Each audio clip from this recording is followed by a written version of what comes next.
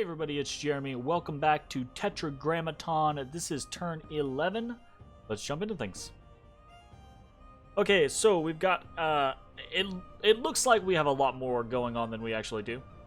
But we'll just go through things real quick. We did not find any magic sites in Kronberg. We had a battle in Agartha. This is kind of the big one for us. Alright, so we can see our forces arrayed. And that's a whole lot. A whole lot of province defense. And actually, there's a lot more ancient stone hurlers than I saw previously. I think Agartha is spending all of his income every turn, or has been spending all of his income every turn, on province defense. Because the last time I saw a report for the province defense was like 2 turns ago, and the ancient stone hurlers, there were only like 4 of them, maybe 5. So I don't know, which is bad news because those things are sacred and they hit pretty hard. So oof. All right, divine blessing. We have no blessing but magic weapons, and this is bad, right? We've got all of these Mushushus coming in. They get some rocks tossed at them. Fortunately, right, these ancient stone hurlers, they're pretty tanky. They're nowhere near as tanky or killy as my Musushus. So, Musushus coming. They just have really bad skill, whereas my Musushus have decent attack skill, I guess. Better than 8. So it looks like my Masushus are actually doing pretty good. My front line, though, is getting overwhelmed. That's bad. We've got a full-on wraparound. We're getting flanked all the way on the sides.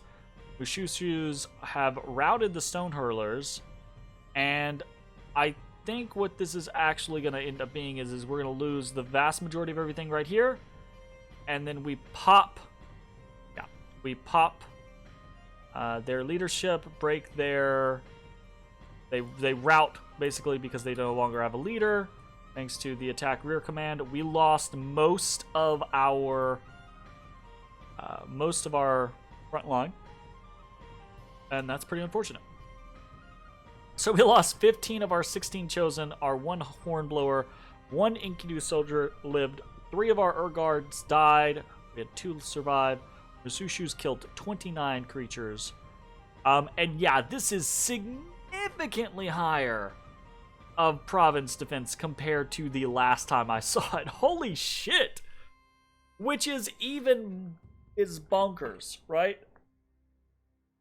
It makes me... This was a lucky fight for us, but if this was back closer to that original 60 or 70 number, well, I think it was probably closer to 80, right? Because there were about 30 of each of the Pale Ones and Pale One warriors, and there were like 4, and then the 2 commanders, so it was probably around 70 or so, maybe. But if it was that amount of province defense,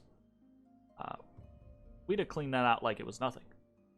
So we barely won, but won we did. When we did. Fuck me.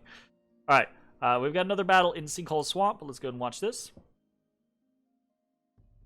And this is going to be a bit of a running theme, I think, where we're mission accomplished because of our Mushushus, but we lose a lot along the way. Because those lizardmen are tearing my front line up. And when the crocodiles come in, I think, yeah, they would have just finished. Fortunately, my Musushus are able to seal the deal against the command structure. And most of my shit flees before we can get away. Unfortunate. Okay. So we do win Sinkhole Swamp as well, but we take, again, a lot of casualties for it. Fortunately, none of these casualties are Musuchus. Unfortunately, in this particular event, we do get a lot when we get cursed on basically everyone. And we do pick up a fair amount of wounds on our Musuchus, which is something we want to avoid. Okay, we've got some events. Gladewood, we have an omen was seen that spoke of the decline of Nezar II, god of revelry. Rumors of this ill omen have spread widely, so -3 Dominion in Gladewood. A handful of gems have been found in Hot Valley, so +1 fire gem in And then in Perenna, a tax collector has been waylaid. Of fucking course he has. Oif, we need that tax. Okay, and then there was actually a battle arena, right? So we sent in our... You can see there are not many people who participate. This is why I always try to send someone, right? Because this is a 12-person game, and only 4 people sent anything.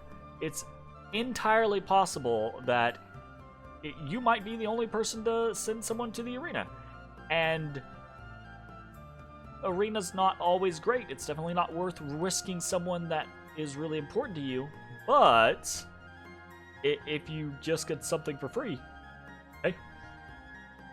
So let's watch these battles real quick. So we've got a Yomi attack. Ooh, these are high commitment ones.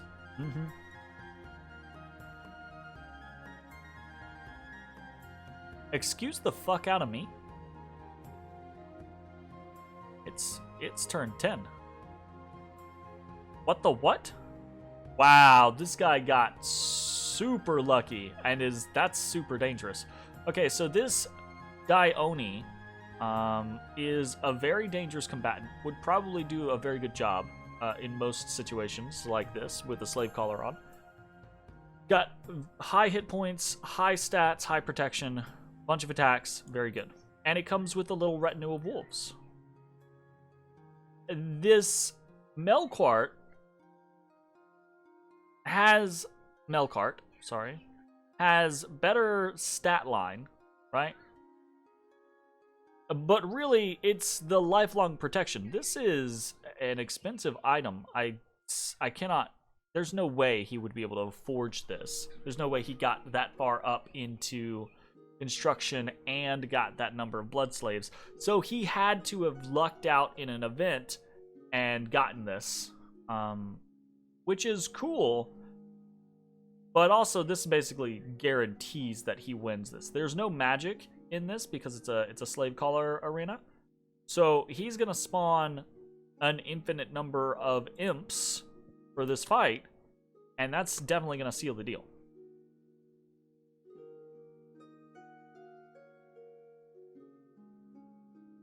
You know, because the wolves aren't gonna be able to do anything against him. And as he spawns... Now the wolves are routed. As he spawns these imps, the Dione is not even going to be able to move. The Dione is just going to get swarmed by imps. Wow. He knows it too. He's just got him on hold.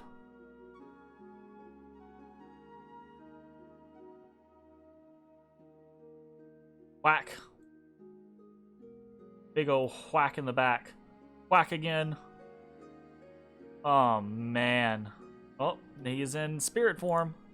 Unfortunately, though, Imp Boy the Melkart has a Dawnblade, which is... Yep.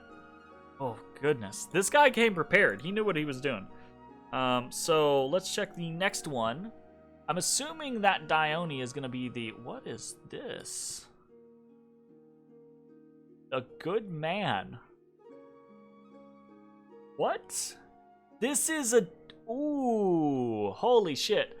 This is a hero. This is a national hero of Tir Nanog's, I believe, right? Yeah, this is a national hero of Tir Nanog, I believe. And I hate that it does that. That if you click before it fully loads in, it takes you back out real quick. So this guy is high-ish hit points. He's feeble-minded, but he hits really hard. It's not gonna matter though, because he's never gonna make it to the Melkart, right? Because he's not gonna survive the onslaught of the imps because he's not protected enough. And then our boyo was just a random chance boyo, so yeah, nothing's gonna happen there. Poop, pop, done. We were the least competitive in that situation. So, congratulations to Imp Boy the Melkart, who won the arena deathmatch in the name of Moloch Baal, god of Hinnom, the hungry earth, seducer of life, the afterthought. The Flailing Hands was awarded as a prize. So the Flailing Hands, I believe, is a Death 2 booster, I think.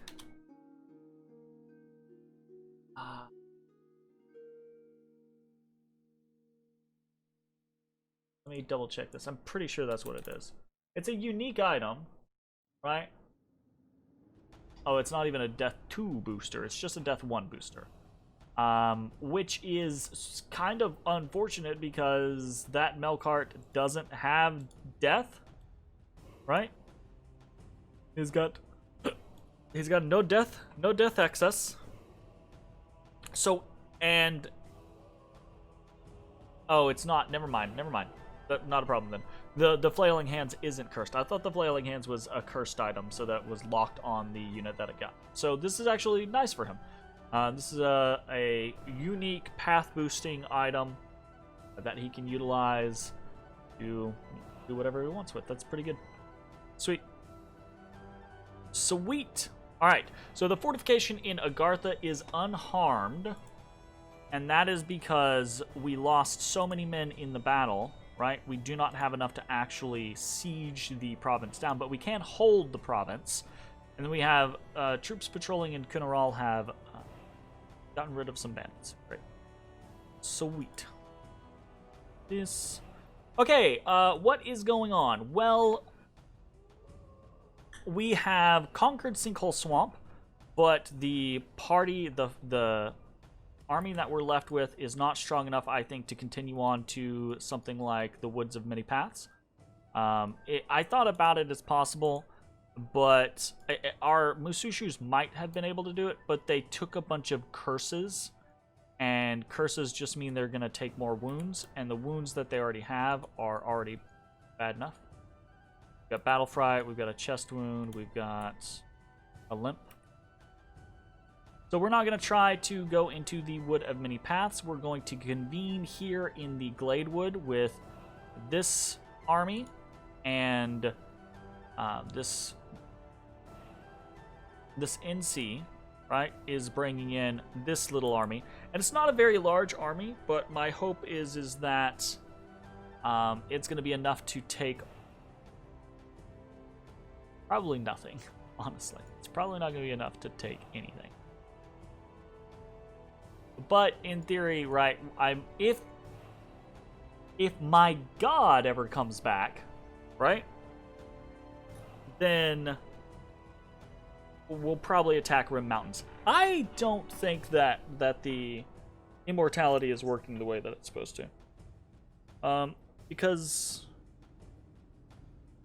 I thought it was supposed to be about 3 months for your god, immortal god, to come back. I believe that's... And honestly, like, I've done expansion tests, early game tests with this build, and lost my god, and that's what happened, right? But I don't know if there's some weird interaction between the immortality and the spring immortality scenario. We're kind of weak now because we don't have our god, but we're trying to make strides. Anyways, we're gonna convene here in Gladewood and then maybe move into Rim Mountains if we can. We might have to wait, so we'll see how that goes. We are building a temple here in Kohnberg because we need our dominion to spread a little bit more. I would like to get some growth in provinces that do not have growth, like Kohnberg, definitely. Irena could use growth 3, right? We want to get those provinces up to growth 3. We want to get Agartha up to growth 3 as quickly as possible. All right.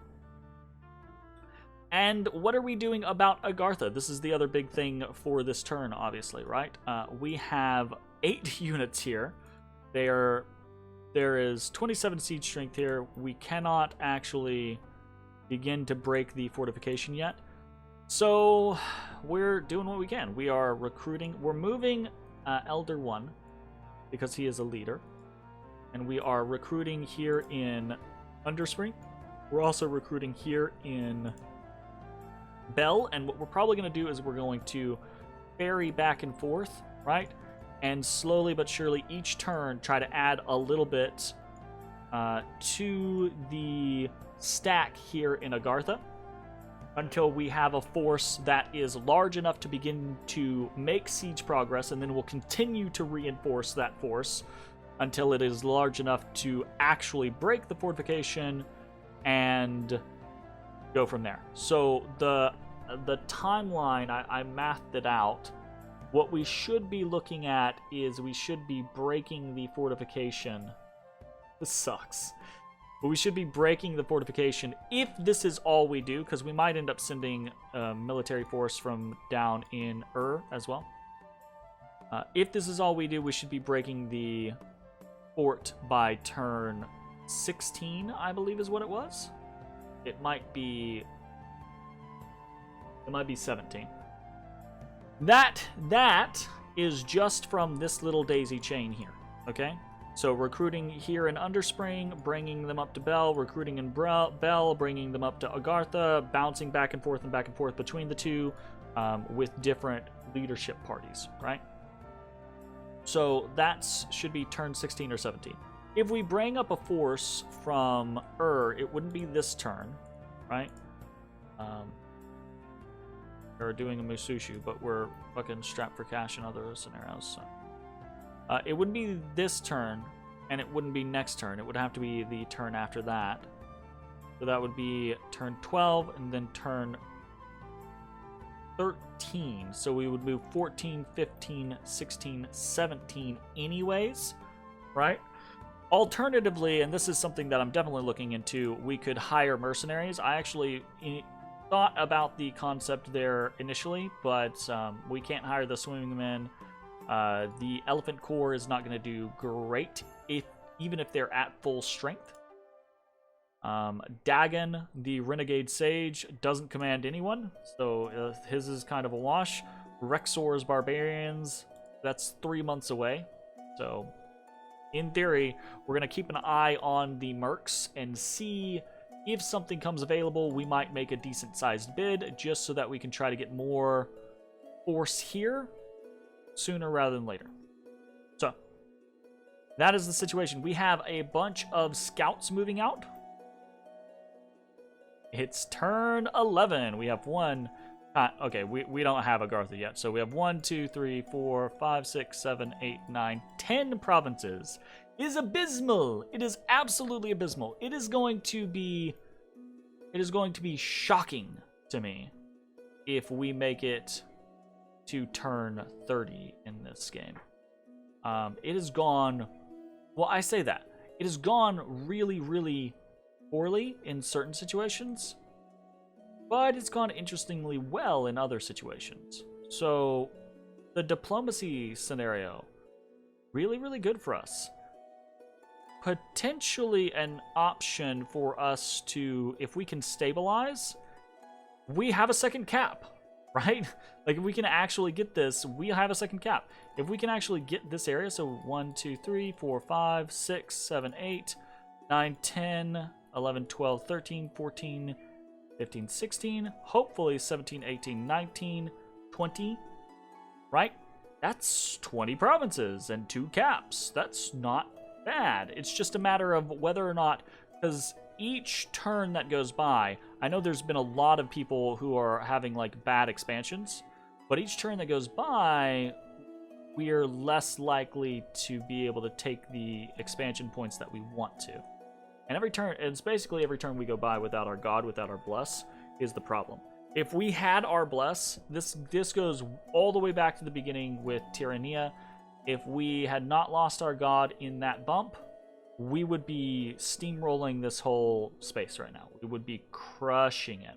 But that is part of the risk that you take when using a Titan chassis as an awake expander and not being able to really guarantee their safety in a lot of situations. So, but again, it's still been an interesting game. I'm still really looking forward to seeing how everything turns out. We'll go from there.